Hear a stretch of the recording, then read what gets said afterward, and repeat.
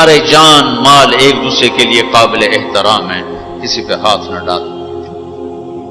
میرے نبی نے کبھی زبان سے کسی کو دکھ نہیں پہنچایا، کبھی زبان سے کسی کا نام لے کر اس کو رسوا نہیں کیا۔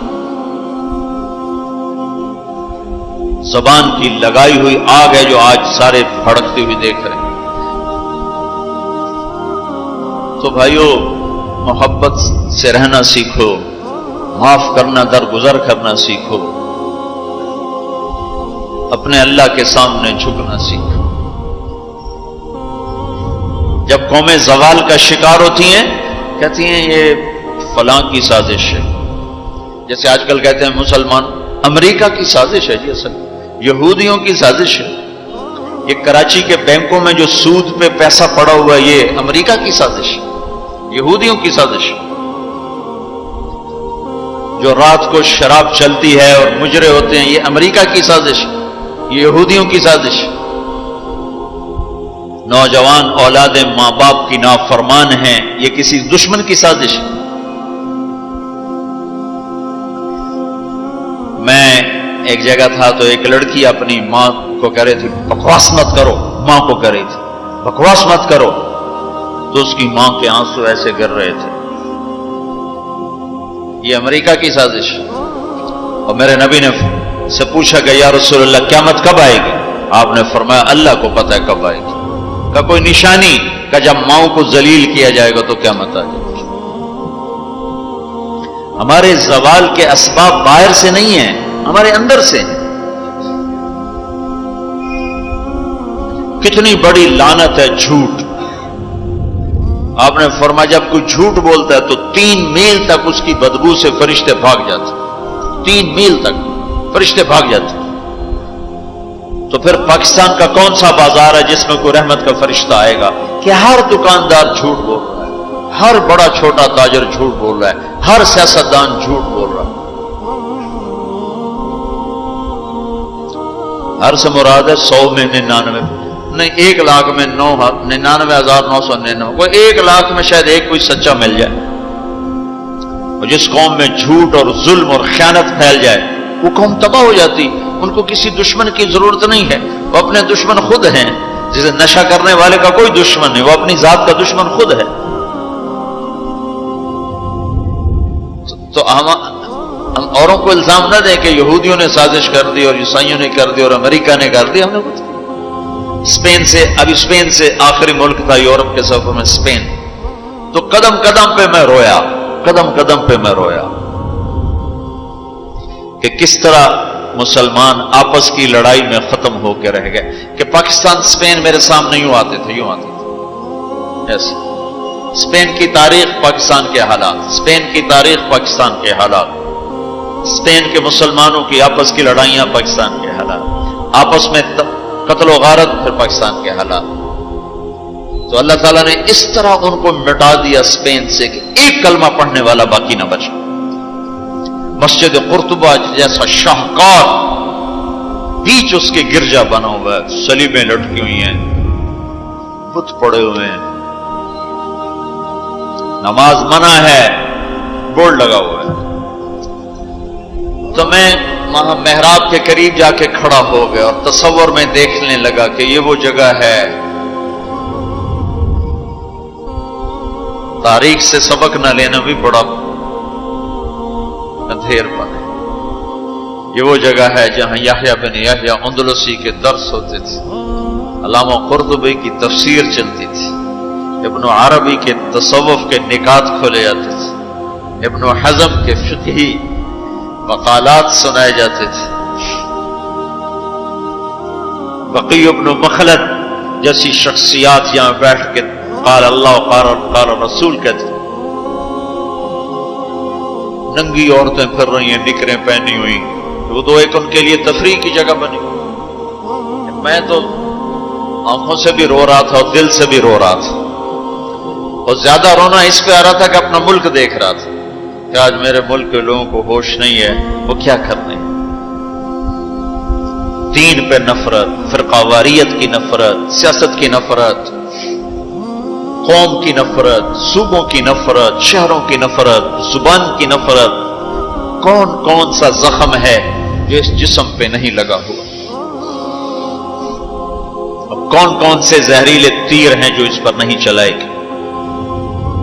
میں ایسے ہی کھڑا دیکھتا ہوں، پھر میں محراب کے پاس جا کے کھڑا ہو گیا، تو 700 سال پرانی قرآن کی آیات اب بھی اسی طرح لکھی ہوئی ہے۔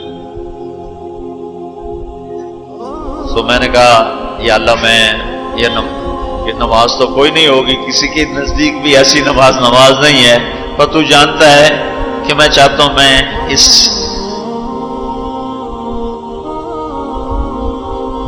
ارے میرے بھائیو، آپس کی نفرتیں مٹا دو اللہ کے واسطے، اپنی جان کے دشمن نہ بنو، معاف کرنا سیکھو، درگزر کرنا سیکھو، فرقہ واریت کی باتیں کرنا چھوڑو، تقریریں سننا چھوڑو۔ تاریخ میری کمزوری رہی ہے، میں بچپن سے تاریخ پڑھتا آ رہا ہوں، یہ تبلیغ میں لگنے سے پہلے ہی ذوق تھا تاریخ پڑھنا۔ جب تبلیغ میں لگے تو مدرسے میں آ گیا تو اور پڑھنے کا لگ گیا، پھر کچھ اللہ تعالیٰ نے یاد اچھی دے دی تو جو چیز پڑھی وہ یاد رہے گی، وہ سارا تسلسل، اور میں تو ایسے بس ڈوبتا ابھرتا رہا کہ یا اللہ، آج میں یہاں اس دھرتی پہ سجدہ نہیں کر سکتا جہاں 700 سال جن اینٹوں نے سجدے کے لمس محسوس کیے، جن اینٹوں نے تیرے لاکھوں کروڑوں پیاروں کے آنسو جذب کیے، جن در و دیوار نے تیرے ہزاروں محبوب لوگوں کے واعظ و ارشاد سنے، جن کونوں میں تجھے یاد کرنے والے ہزاروں لاکھوں کروڑوں، انہیں روشن کرتے کرتے کرتے آج اسی زمین کے نیچے سوئے ہوئے ہیں۔ قرطبہ کے قبرستان پہ شہر بنا ہوا ہے، نہ کسی بادشاہ کی قبر باقی اور نہ کسی بڑے کی نہ کسی چھوٹے کی۔ میں یہاں نماز پڑھتا ہوں، میری نماز قبول کر لے۔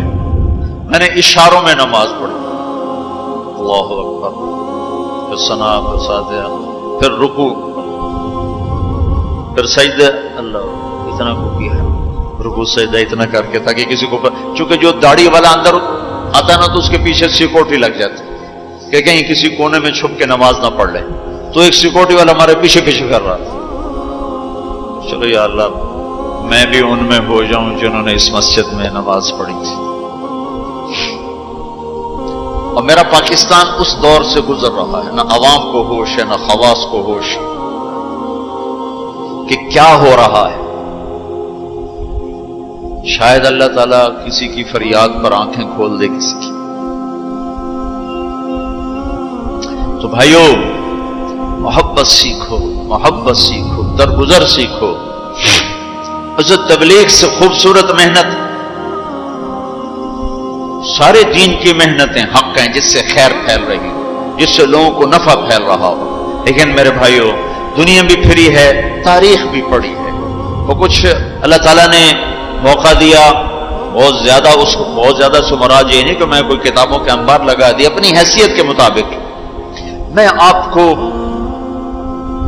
اندر کے یقین کے ساتھ کہتا ہوں کہ پہلے 300 سال کا تو کوئی مقابلہ نہیں، پہلے 300 سال کو چھوڑ کر ان 1100 سال میں تبلیغ جیسا کام کبھی نہیں ہوا۔ میں تمہارے سامنے ہاتھ جوڑتا ہوں، تبلیغ میں وقت دو۔ اگر اپنے اللہ سے تعلق بنانا ہے، اگر لوگوں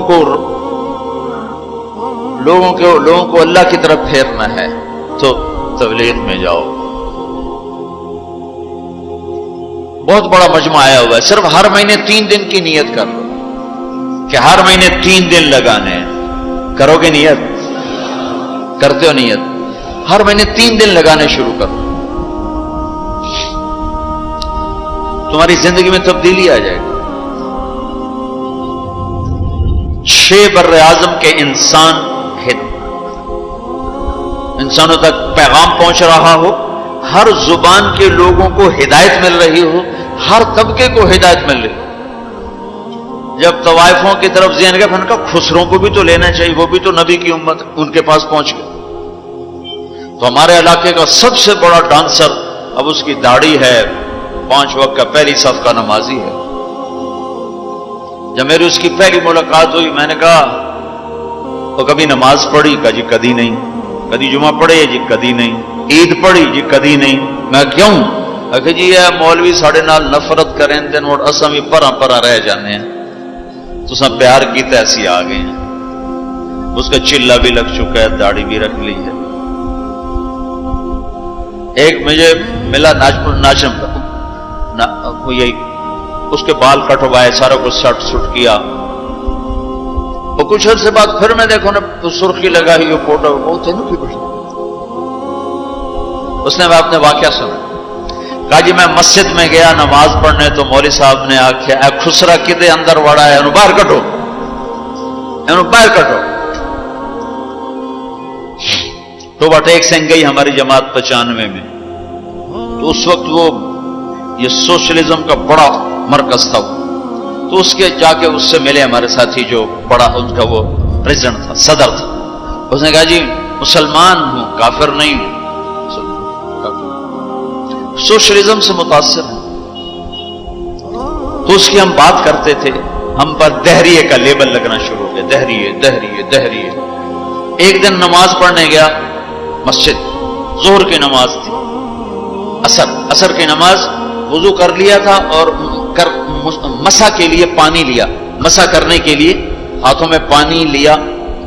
تو پیچھے سے مولوی صاحب کی آواز آئی امام مسجد, اے دہریہ اندر کدے وڑا ہے, باہر کٹو.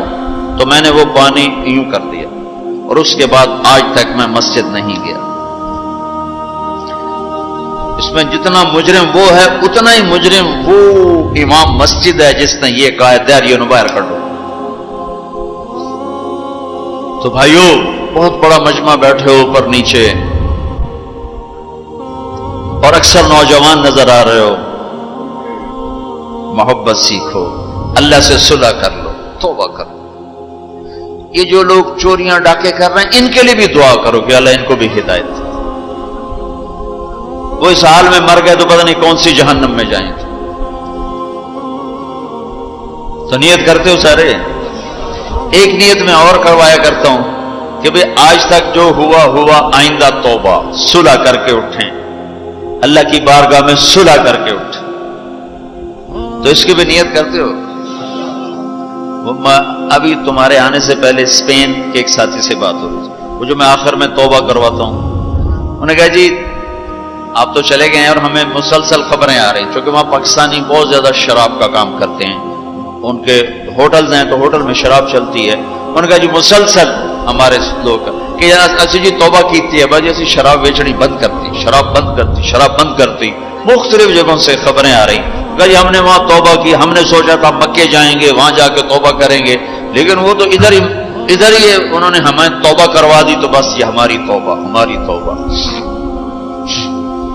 تو ایک یہ کہوں گا کہ توبہ کر کے اٹھو, ٹھیک ہے, جو پیچھے گزر گئی اللہ معاف کر دے, آئندہ تجھ سے صلح کر کے چلیں گے. اور اگر کبھی پھر ٹوٹ گئی تو یہ کون سا اوکھا کام ہے, پھر توبہ کریں گے, پھر معافی مل جائے.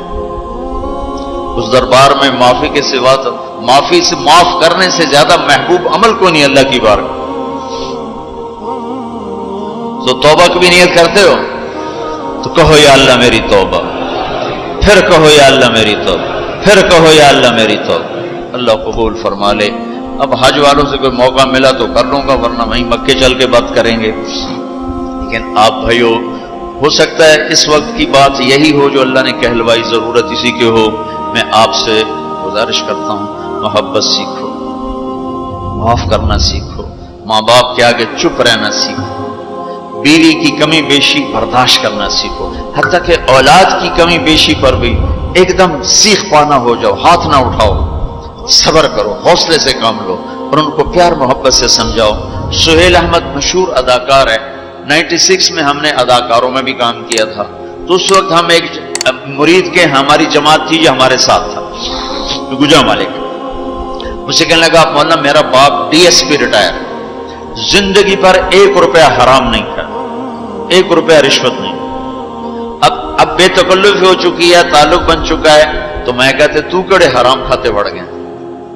میں نے آگے کہا تو کڑے حرام کھاتے بڑھ گئے, تو کیوں اس غلط کام میں چلا گیا؟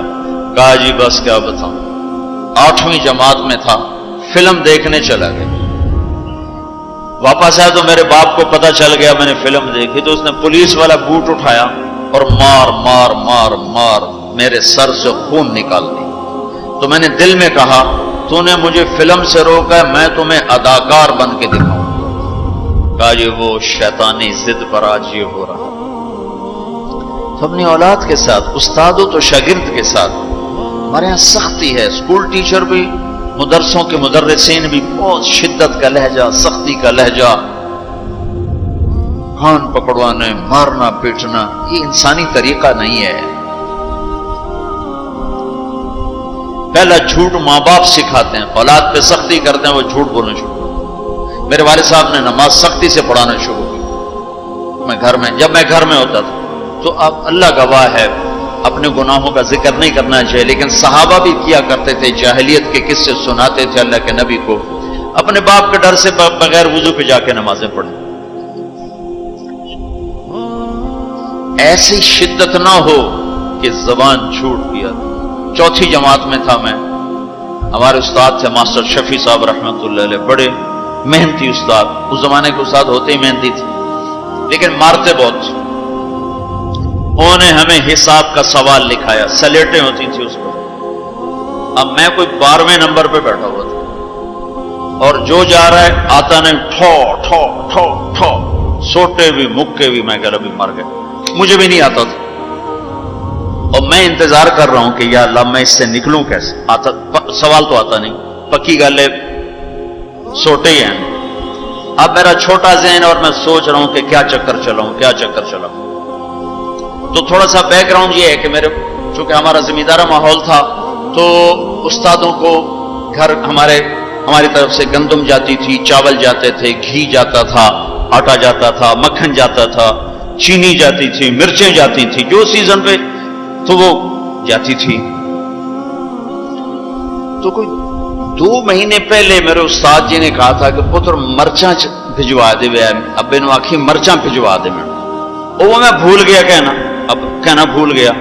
سب میں بیٹھا سوچ رہا ہوں یا اللہ جان کیسے بچاؤں. وہ 2 مہینے پرانی بات یاد آتی. جب میرے سے آگے 2 لڑکے رہ گئے، اس وقت یہ سارا پچھلا کمپیوٹر کھلا تو میں اٹھ کے گیا. میں نے کہا استاد جی ابا جی پہ آندین کل مرچاں پہنچ جا سکتے، ابا جی پہ آندین کل مرچاں پہنچ جا سکتے. میں نے کہا شاباش میرا پتر تو بائے جا.